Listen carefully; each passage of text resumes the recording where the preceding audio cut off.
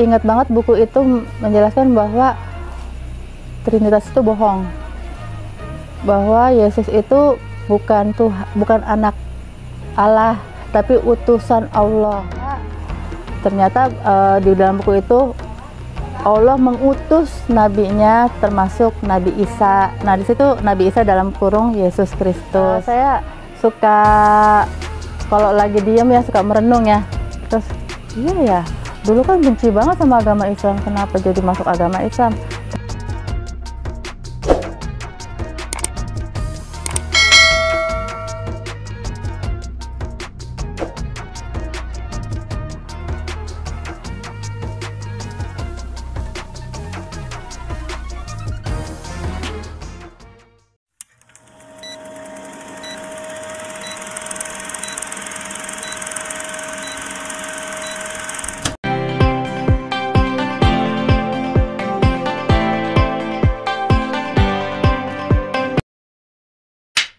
Nah, pas lagi saya mulai masuk ke masjid itu cari buku-buku Islam,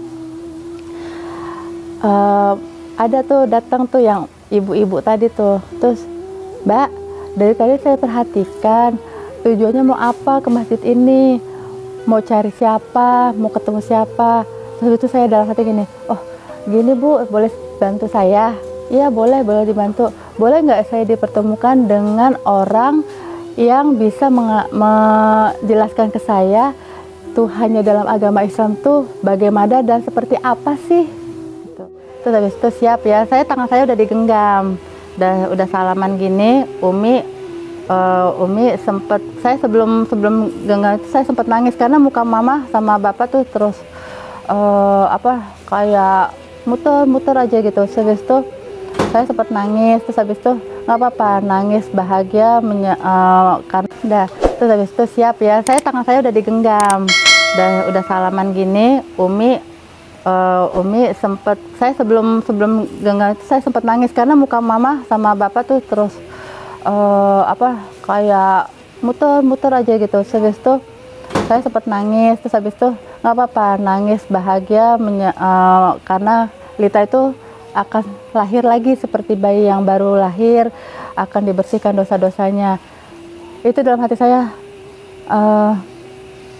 beda ya sama yang seperti kalau di Katolik kan setiap keluar akan jadi bersih lagi dosanya, bikin dosa lagi. Tapi Ustadz itu bilang ini, tapi ingat dari awal nanti ketika syahadat langkahnya benar-benar dijaga supaya tidak lagi balik ke zaman jahiliyah yang lalu ya, bilang gitu.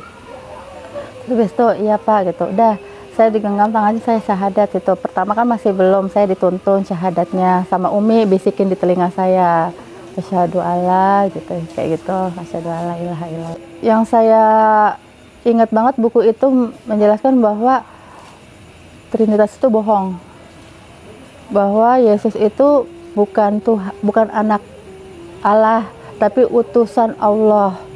Hanya dilencengkan, diplesetkan bahwa itu anak Allah, dialah yang akan menyelamatkan kita nanti untuk bisa masuk surga. Kalau di dalam buku itu menjelaskannya, ternyata di dalam buku itu Allah mengutus nabinya, termasuk Nabi Isa. Nah, di situ Nabi Isa dalam kurung Yesus Kristus.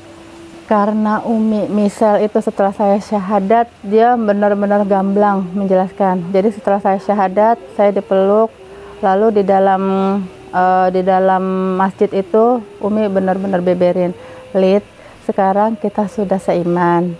Tapi Lita nanti jangan kaget ya, kalau nanti akan bertemu dengan orang-orang dari beragama Islam, namun tidak sesuai dengan apa yang Lita harapkan. Maksudnya Mi, karena Islam adalah agamanya, orang-orangnya bisa saja nanti Lita akan bertemu dengan mereka.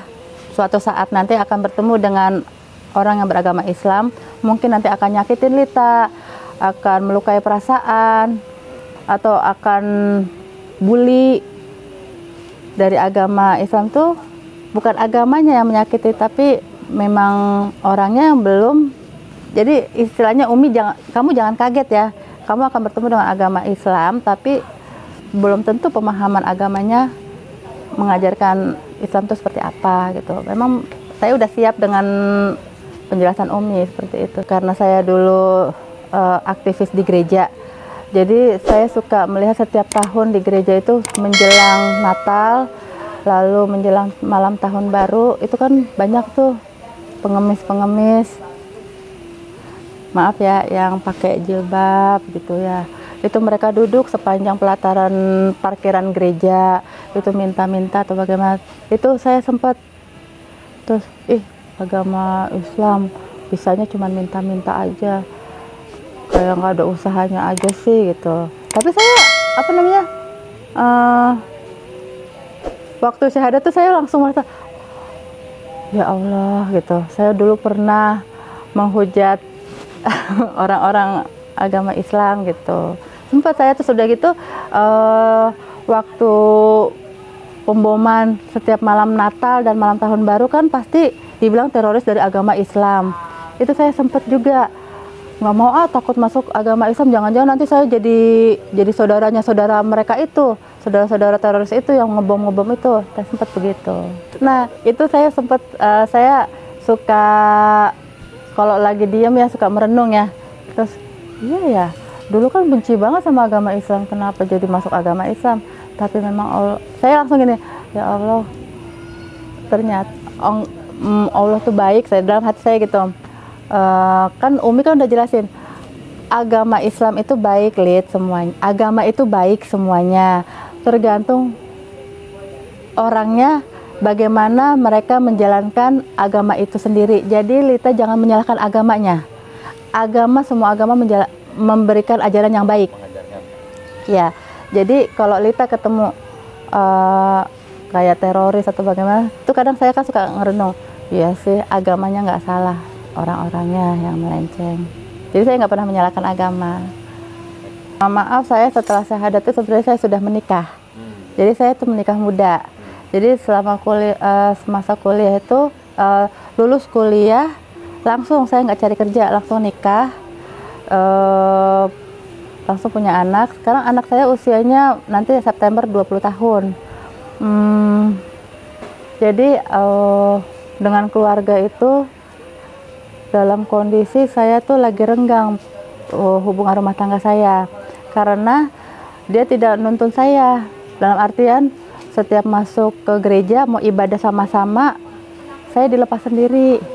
Jadi dia asik sama teman-teman nongkrongnya di luar gereja, misalnya kayak gini nih, kayak ada tempat kantin, tempat minum ngopi atau gimana, nanti dia sibuk sama, padahal kan dalam hati saya, kenapa sih, kan kita kan sudah berkeluarga, ayolah kita ibadah sama-sama, duduk berdampingan. Nah di situ saya nggak dapetnya, di situ nggak ada bimbingan dalam agama Kristen loh, dari pernikahan, dalam pernikahan gitu. Jadi seolah kayak menikah ya udah, kamu mau ke gereja, saya mau kemana gitu. Dengan orang tua, dengan adik-adik gimana setelah masuk Islam, responnya itu seperti apa? Enggak, mereka nggak langsung tahu. Jadi saya tuh sholat itu ngumpet-ngumpet. Jadi yang Umi bisa berikan kayak saya tuh buku panduan sholat yang kecil, sama mukena itu dikasih tas yang kecil banget, jadi nggak ketahuan. Sama ada Al-Quran sempat dikasih yang gede banget. Al-Quran, iya itu gede, karena kan biar bisa baca Latinnya juga, kata Umi bacanya yang Latinnya aja, kalau Lita belum bisa baca Al-Qurannya. Terus sempat sholat, itu saya udah punya anak tuh 2 dari suami saya yang Kristen. 2 orang anak saya itu masih kecil-kecil, masih umur 5 tahun, 3 tahun. Iya 6 tahun atau 3 tahun gitu. Nah saya sholat diam-diam. Saya punya pengasuh anak, maksudnya saya sudah bilang nih sama pengasuh anak saya, Mbak, ibu udah mualaf, udah masuk Islam, jadi ibu mau kamu imamin ibu ya, maksudnya tuntun ibu untuk sholat ya gitu. Terus habis itu, oh iya bu gitu. Terus sama suami udah mulai renggang, jadi istilahnya udah putus komunikasi gitu. Akhirnya nggak tahu, saya lagi posisi lagi kerja, anak saya ngelihat dong, lagi nonton sinetron yang lagi sholat.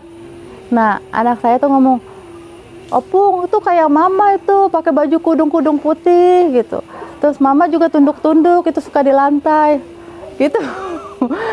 Di situ, terus itu mama itu kata yang mbak saya tuh langsung diri dari itu, cucunya itu langsung dibrok, dudukin langsung masuk ke kamar saya, diobrak-abrik kamar. Itu kan mukena sama Al-Qur'an, mukena saya bawa. Al-Qur'an saya taruh di bawah tempat tidur tuh yang ada kayu-kayu dipan gitu tuh, saya umpetin situ. Dibalikin semua kasur tuh, ketemu tuh sama Al-Qur'an, di kantong plastikin sama mama warna hitam. Katanya itu jimat. Itu di kantong plastikin. Terus abis itu tasbih dimasukin semuanya. Pulang saya kerja, itu keluarga udah duduk, udah siap mau sidang saya. Terus saya nyampe rumah langsung disamber, tas saya dibongkarin, ketahuan mau kena itu. Di situ ya tampar, toyor itu sempat gitu. Kurang ajar kamu gitu, udah sempet ya gitulah. Sampai mama saya acak-acakin rambut saya, takut kamu nanti disuntik apa sama orang-orang Islam itu gitu. Jadi dicariin rambut saya, kenapa sih emang nggak ada apa-apa, takut kamu ntar sudah kamu dibedah lagi, udah dikasih masukin virus apa itu dari agama Islam gitu, bilangnya seperti itu. Tahu sendiri agama Kristen apalagi suku Batak kan kuat di HKBP. Terus kalau saat ini komunikasi sama keluarga bagaimana? Kalau baru-baru ini baru membaik, mama apalagi ya, tetap aja sih ya kayak komunikasi ya baik-baik gitu aja, cuman tetap dia nggak bisa terima saya seutuhnya jadi muslimah. Mama pernah bilang begini, terserah kamu mau pakai baju kayak begitu, mau pakai tudung-tudung, mau pakai tutup kepala yang mau panjang apa, mau pakai cadar, mau kayak ninja sekalian, tapi mama nggak nganggap kamu Islam. Mama tetap, kamu anak mama yang tetap mama lahirkan dalam agama Kristen. Nanti mama suatu saat akan selamatkan kamu. Tuh. Punya harapan selalu doain keluarga? Iya, selalu. Tapi yang saya tahu katanya doa saya, iya, maksudnya doanya itu doa untuk mendapatkan hidayah. Hidayah, iya. Selalu ya? Selalu. Selalu, apalagi anak-anak saya supaya bisa nyatu sama saya. Ada anak satu yang belum? Oh enggak, mereka semua sudah syahadat.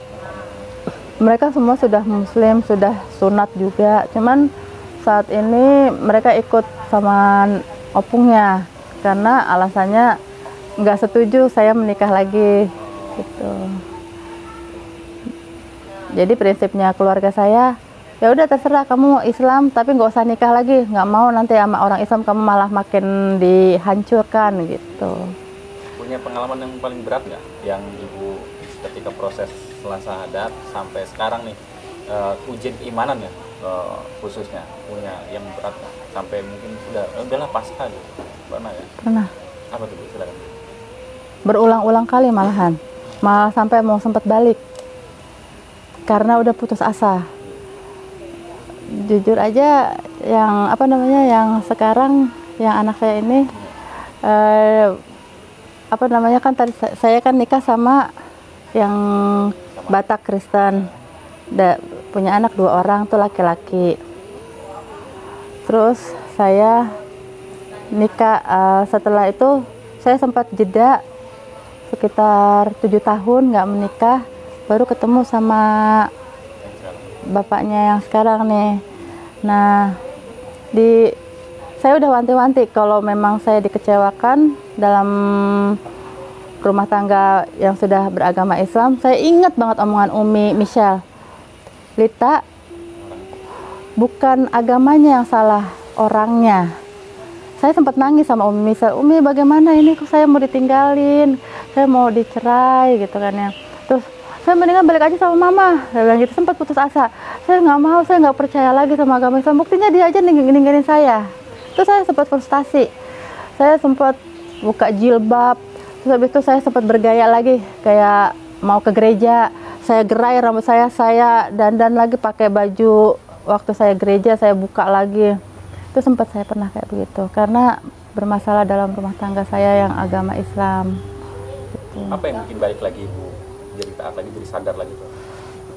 ini ketemu sama suami sekarang. Saya sempat tadinya saya pas saya pisah dari rumah tangga saya yang kedua kemarin itu dari yang agama Islam, saya balik lagi ke rumah mama. Mama ngasih fasilitas rumah. Balik tapi dalam artian bukan balik agama dibaptis ya, tapi maksudnya saya nggak ada lagi teman hidup saya. Saya biasanya ada yang istilahnya saya nikah udah ada suami jadi nggak bakal takut, tapi dia kan pergi gitu aja, taunya bisa aja gitu ya. Saya dalam hati saya, siapa lagi teman saya, udahlah ke rumah mama gitu. Kata mama, udah kamu tinggal di sini aja, dikasih fasilitas apa segala macam udah sedia, dunia udah siap gitu kan ya. Tapi di situ lama kelamaan mama cekokin saya, kasih jalan-jalan, kasih materi yang mapan gitu. Anak-anak saya sudah mulai lupa sholat. Saya mulai kata anak saya gitu, udah deh mah nggak usah pakai jilbab lah. Lagi juga ribet amat. Setiap pulang ke rumah mama saya lepas jilbab dulu. Setelah keluar dari rumah mama saya mampir lagi ke toilet pom bensin atau ke musola-musola itu pakai lagi. Akhirnya kata anak saya, udah lama ngapain sih ribet amat sih gitu. Tapi saya di situ kayak, ya Allah sebenarnya apa ini ya, agama Islam kok begini amat saya ya. Saya langsung ingat sama Umi Misel, saya telepon lagi, Umi saya udah nggak kuat kayak begini gitu. Terus abis itu, sedangkan Umi saat itu udah nggak ada di Indonesia. Umi sudah terbang balik ke negaranya karena dia kan ngurus orang tuanya juga yang lagi sakit gitu. Terus kata Umi Misel, coba ke Umi Alex yang nguatin saya lagi, tapi nggak bisa sepenuhnya. Nah dari situ saya mulai tuh kata mama narik ijazah saya, ijazah asli saya ditarik supaya saya takutnya cari kerjaan mapan lagi, saya punya penghasilan lagi, tapi saya memperdalam agama Islam. Dia takut, mama tuh takut saya memperdalam agama Islam makin dalam lagi. Terus udah itu saya sempat dibawa terbang ke Manado. Dibawa terbang ke Manado itu mau dibaptis lagi. Itu saya kabur dari Manado. Itu adik-adik saya ikut nemenin. Memang Allah ya memang baik, kasih saya hidayah lagi, saya dipertemukan dengan suami saya yang sekarang. Tadinya saya memang sempat mau balik, saya udah putus asa gitu kan ya, buka tutup jilbab gitu. Terus anak saya yang perempuan ini tadinya mau dibawa sama opung. Jadi opung tuh prinsipnya kalian itu domba yang tersesat. Kalau kamu nggak bisa mama selamatkan, cucu-cucu mama yang mama selamatkan. Jadi anak dua saya tuh yang laki-laki yang menurut mama itu udah bisa diselamatkan, walaupun anak saya itu meyakinkan saya, enggak ma, tenang aja, aku masih tetap sholat gitu. Yang perempuan juga mau dibaptis tadinya sempet saya tuh prinsip, wah kalau kayak begini nggak bisa, saya harus cari pondok pesantren untuk anak saya yang perempuan, walaupun bapaknya nggak peduli, saya harus tetap buat dia gitu. Tadinya kan saya ada rencana anak-anak saya mau dipondokin yang dua laki-laki, tapi kan karena udah kebawa arus dari keluarga saya, udah impian saya untuk masuk pondok pesantren nggak bisa. Akhirnya anak saya yang perempuan saya pikir pondokin. Nah, saya ketemu sama suami itu di kumpulannya posko Gojek. Jadi kan kalau orang Gojek kan pasti kemana-mana kan tahu ya. Saya pernah sempat nanya, bilang gini, bang tolong cariin pondok pesantren dong buat anak saya gitu. Terus itu umur berapa anaknya? Laki perempuan umur 6 tahun. Umur 6 tahun gitu. Masa mau dipondokin? Mana ada gitu kan ya. Terus ya udah kalau nggak mau cari nggak apa-apa, nanti saya cari sendiri. Tapi nggak tahu kenapa ya mungkin dicariin. Terus habis itu saya ditelepon janjian. Mbak saya dia manggil kakak. Kak, saya punya pondok pesantren.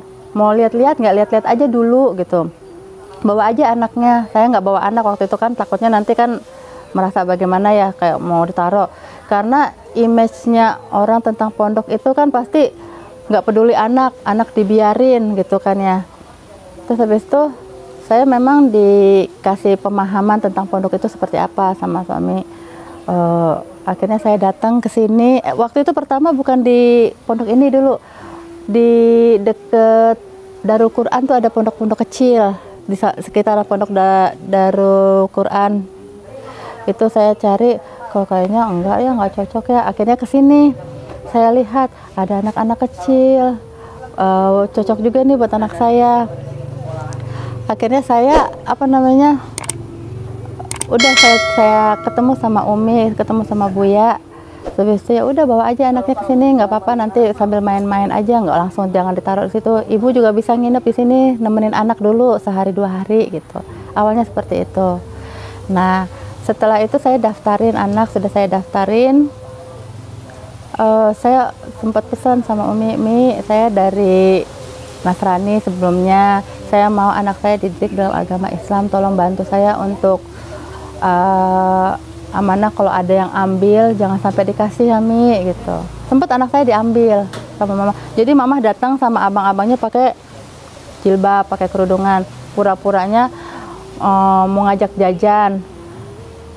Saya dipisah selama 4 bulan sama anak saya, jadi saya tuh benar-benar depresi waktu itu ya, sama sempat sakit tuh.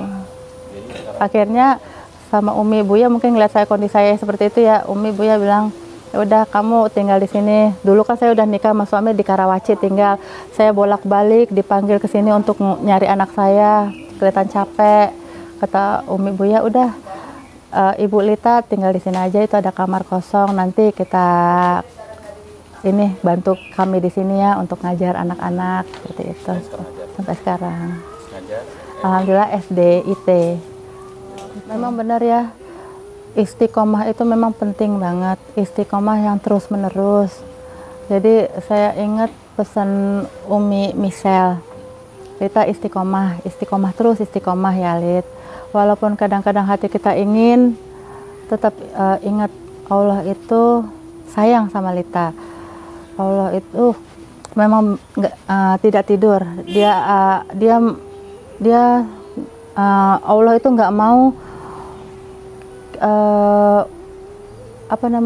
nggak mau kita masuk dosa lagi ke agama yang dulu. Jadi istiqomah itu dalam artian saya gini, ketika saya sudah diberdayakan Umi Buya di Pondok Pesantren Al Mubarok ini, terasa saya yang tadinya saya syahadat, ngaji ya sebisa mungkin, kalau bisa sholat ya sholat, kalau nggak bisa karena takut ketahuan sama orang tua, saya tinggal.